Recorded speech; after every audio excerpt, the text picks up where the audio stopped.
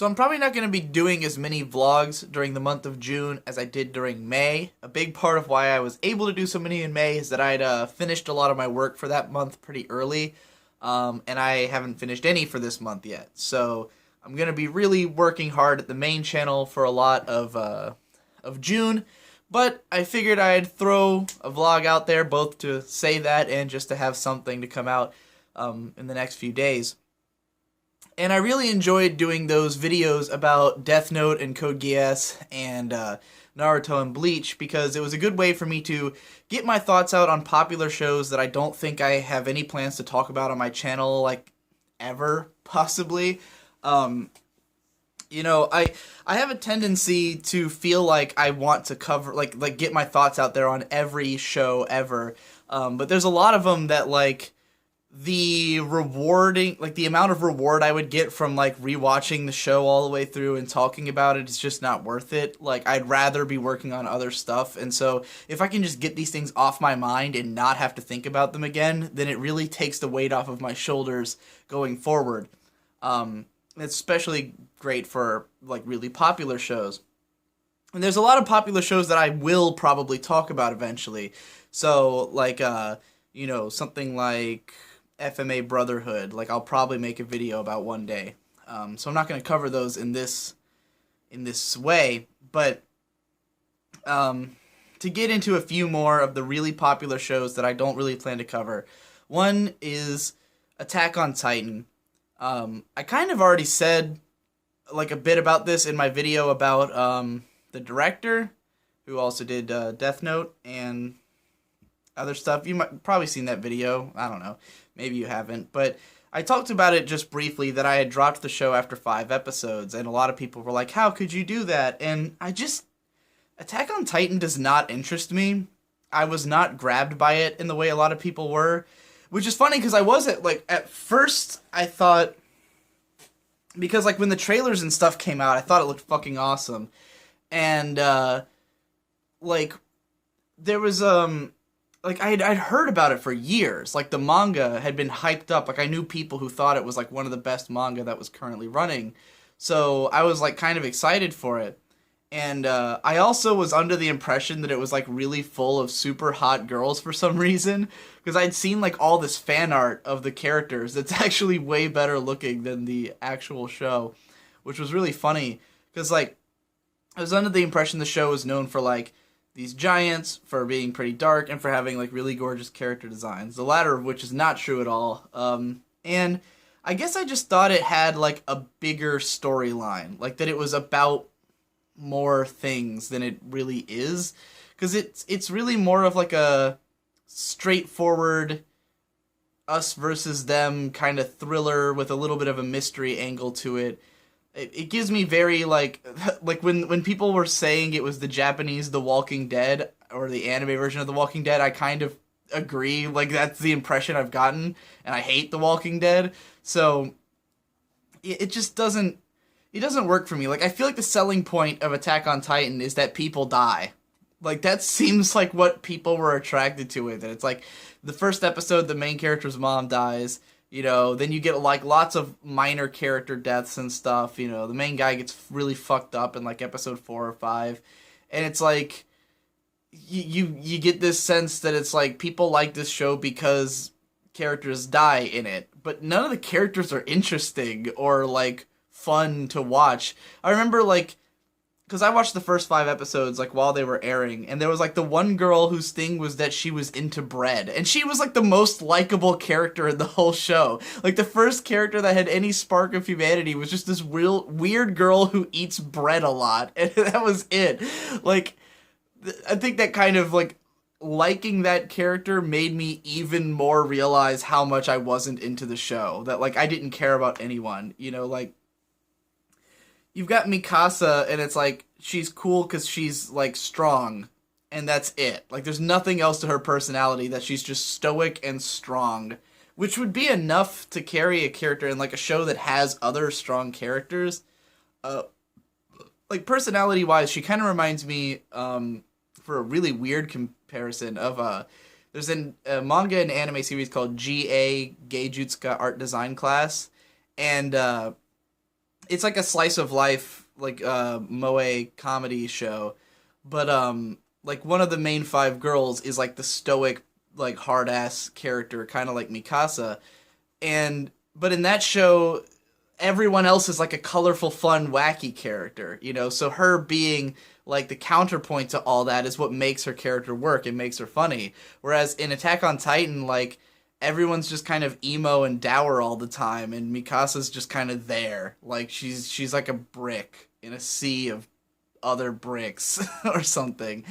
Um, yeah, and the thing is, the show has beautiful moments, but by and large, and not much. Like a lot of the times, it's just static shots of people fucking talking. You know, even in the first episode, you get like this really beautiful opening sequence of like this fighting going on, and like the fight animation looks incredible, but a lot of times it's just confusing because it's just characters fucking whipping through the air like crazy. There's not a lot of choreography to it, so you'll just see characters fucking whipping around doing all this crazy Spider-Man shit, and then like it goes to the whole scene with Eren in the town, and like which is the bulk of the episode, and it looks terrible. Like most of it is static shots of people yelling at each other, like awkward animation when there is even animation, lots of speed lines just to make scenes look dramatic, you know, like a character starts yelling and there's a bunch of lines on screen to add emphasis. It looks stupid and terrible.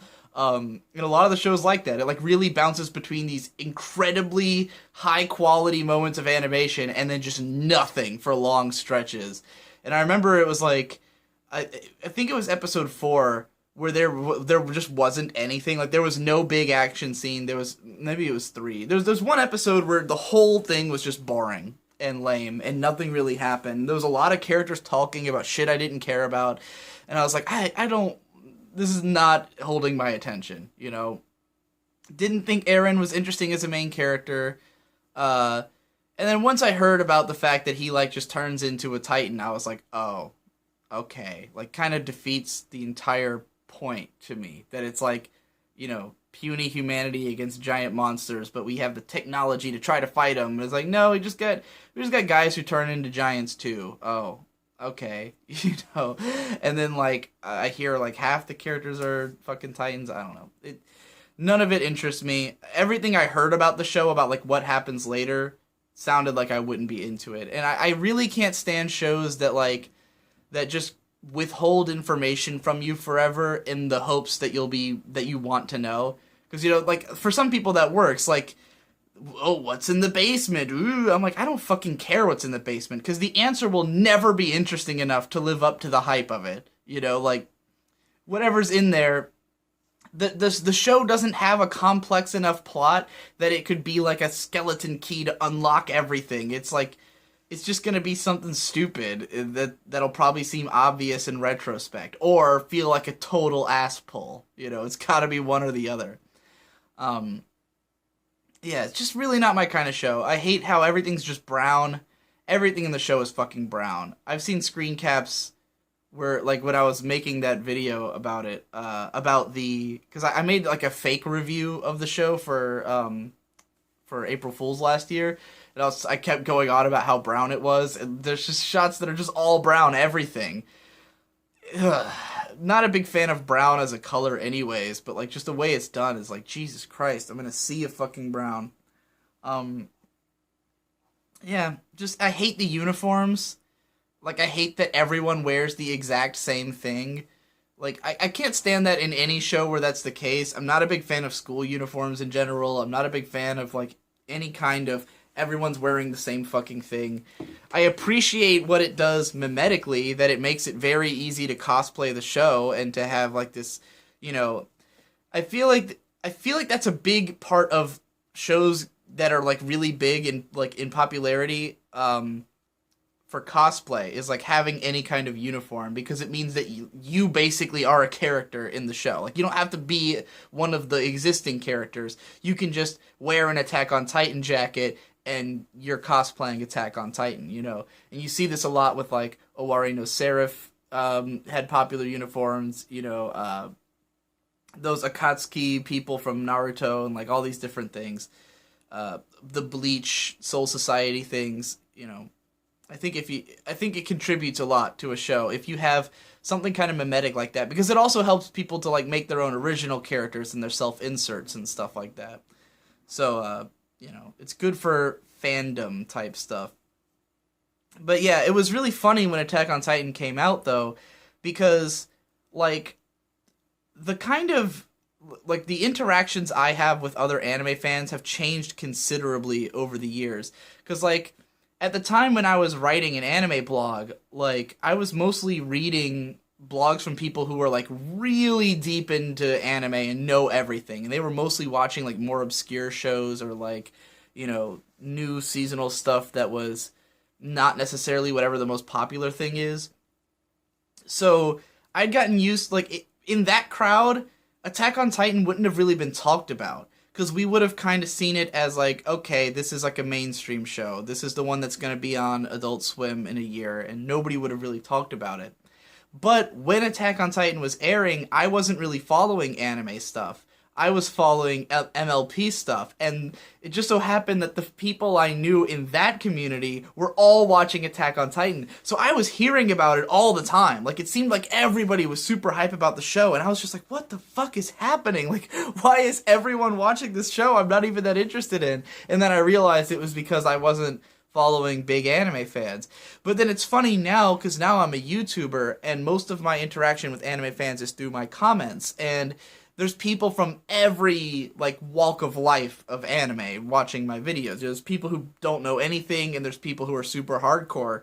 So, I still get a lot of Attack on Titan fans, like, watching my content now, whereas I really wouldn't have seen it at all back in the anime blogger days. So, it's just funny because it's a show that could have, back then, totally flown under my radar. I never would have talked about it, never would have heard about it. But because of where I was when the show came out, it was like overwhelming how much people were talking about this show. And it has become like the second most or third most popular anime ever, according to Mal. And just, you see it everywhere. So, yeah, I don't know. I get why people are into it because it's hype.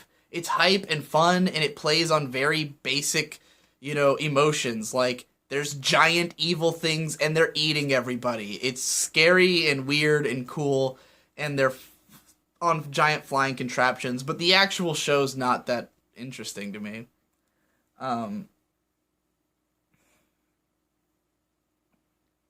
then the next one I want to talk about is Elfen Lied, which probably isn't as well known now, but back when I was in high school, that was one of the shows that, like, Elfen Lied was like the weirdest show because it was like the only one that was not on Adult Swim that a lot of people had seen, because it was infamous for how insanely violent it was, and like, just constant nudity and violence. So it was one of those things that every 16-year-old wanted to see, because it was like so crazy and out there. And I remember watching it in like early 2007, I want to say. I think someone might have loaned me the DVDs, like a classmate or something like that. But, so it was before I was watching fan subs. And I remember watching it, and I had enjoyed it at the time, like, mildly. Like, I wasn't big into it. I didn't think it had, like, much of an emotional impact on me. But I thought the themes of it were interesting because of the fact that it dealt so much in these, like violent and sexual things. Like, there was one character who was like this little girl who was being like raped by her stepfather and stuff, and like I'd never seen that kind of stuff before.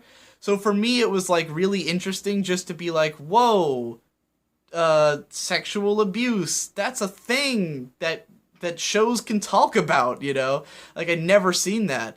And there was so much violence, but it was so, like, cartoony in a way. Like, it's funny, because for me growing up, I never watched anything particularly dark. And it wasn't until, like, a year and a half after Elfen Lied that I really got into, like, darker shows and, like, grittier stuff. So, with that show, I think it was so over the top that it just didn't even affect me, because it was like, this is just corny, the carnage is like hilarious, and the fact that the show is so overwrought and so ridiculous. But then I also hated a lot of it. I hated everything with Lucy. I thought she was just the worst character. Like the whole split personality thing was stupid. The fact that the one was so obnoxious and just peeing everywhere. It's such like an obvious like weird fetish thing, you know. And the guy who writes Elfen Lied, everything he writes is just like, what the fuck, dude? Like it's all weird and fucked up and like at one point I read like a manga that he did that was about like a girl who's trying to become a professional skier. It's like a sports manga, but it was like this weirdly dark, fucked up sports manga, like where like every opponent was like trying to really fuck with the main character girl, and they'd like torment her and like try to kill her and all this stuff and like just do all this really mean fucked up shit. And I was like, what is this? Like, this is the least enjoyable sports manga I've ever seen. It was really bad. And then Brunhilde in the Darkness, which is like equally grimdark, stupid bullshit. If I saw Elfen Lied now, I'm almost certain I would think it was fucking atrocious. Like, everything I remember of it is stuff that is like, just, there's like a part where these kids like murder a puppy in order to make Lucy go crazy and like murder everyone in a fucking elementary classroom. Like, it's the literal definition of what edgy is, and not in like I don't mind edgy. I like things that are like kind of dark and fucked up when there's a good reason for it.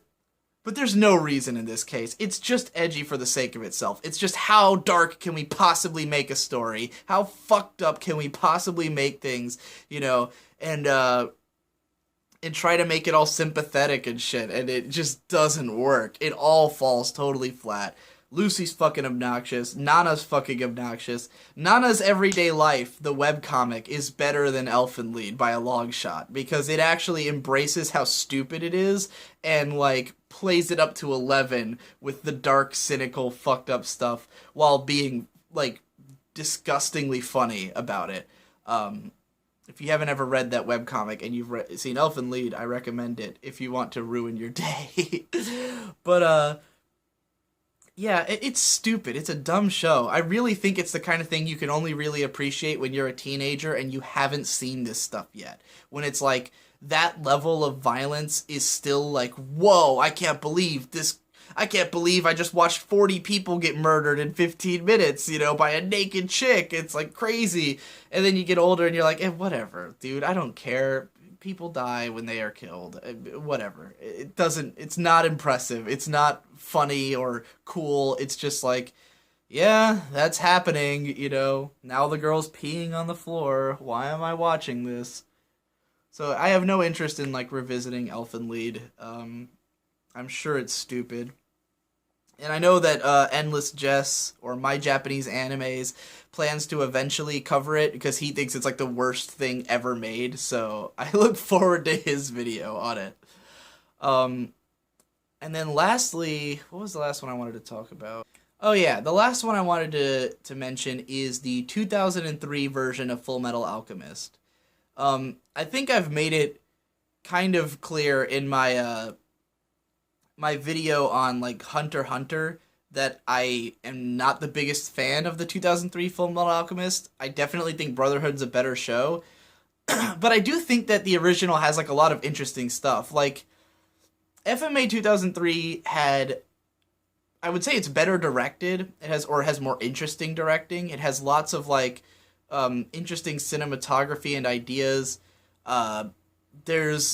There's some of the new scenes that they added in are better. Like, people always talk about how a lot of people who watch Brotherhood who have seen the original don't like Brotherhood as much because the Show Tucker scene is way less emotional because you have way less time with them, and the Hughes Miles Hughes scene is way less emotional because you have way less time with them. And I agree, but those scenes just aren't as important in Brotherhood. They happen really early in the story, and then later on you meet other characters who you do get really deeply involved with and who have really emotional scenes later on in the show. So I would agree that the 2003 versions of the Show Tucker scene and the Miles Hughes scene are way more gripping and emotional and built up better, and they're super memorable, especially if you experienced them way back then. But if you watch Brotherhood and don't think of it as the same show again, you know, where those scenes happen way earlier in the show, then there's those are just set up to what's going to happen later. The real big emotional gut punches that you're going to get later in the show. I do think I think the best thing that happened in the 2003 version that was lost later was the Bury the Chopper episode, just because the whole scene with Ed, like, flipping shit without his arm and, like, really experiencing fear and, like, that feeling of, like, remembering that he's just a child when he doesn't have his alchemy and his arm is a great scene. But I think everything after the halfway point in the show is, like, what the fuck was going on? Like, all the new original content ideas are batshit insane. There's one part where when they go back to Ishvala and, like, Scar, like, I think he makes the transmutation, transmutes the entire city into a fucking Philosopher's Stone or whatever. That part was awesome. Other than that, I hated everything about the second half of the show. It got way convoluted. I thought Dante was the worst fucking villain ever. Tons of plot holes and just weird shit. Frank Archer, anytime someone talks about Full Alchemist 2003, I have to remind them of Frank Archer. If you don't remember, type into Google Frank Archer and look at him and remember what he was. This is a guy who's like this random ass rival character who gets killed off, and then in the second to last episode, they resurrect him as this hideous mech creature. This, like, half mecha, half man, terrible design. And he spends the entire episode looking for Roy Mustang, so that after Roy Mustang kills, like, one of the final boss characters, then he leaves the house and Frank Archer shoots him in the face before Frank Archer gets killed again. All just to make you think that Roy Mustang is dead, even though he isn't. They show him at the very last second with, like, an eye patch. So it was fucking pointless. It is the worst thing ever. It's so bad, I can't believe it made it into the show. It's, like, baffling how crazy and stupid the entire Robo Frank Archer part is. It's the stupidest thing ever. And there's just lots of dumb shit. I wrote, like, when I watched the 2003 version, I wrote, like, a post about how stupid I thought the ending was on my blog. And I've been linking that to people whenever they ask about it. There's a ridiculously long comment thread where, like, people got into an argument that lasted a year or something, hilariously. So there's that on there. But, yeah, like, I do think there's a lot to be said about the 2003's version's strengths, especially in its directing and animation. I do think that Brotherhood is a lot more flat, because Brotherhood is, like, pretty clearly just, like, a straightforward adaptation of the manga, where there's a lot of scenes that just feel flat and boring because they weren't, like, paced well for TV. They're paced just awkwardly, especially in the early part of the show. Like, the first 13 episodes flow really badly. I think it picks up once the story gets more interesting, and there's lots of amazing animation in there. It's just not consistent through the show. There's lots of parts that just kind of look boring and shitty.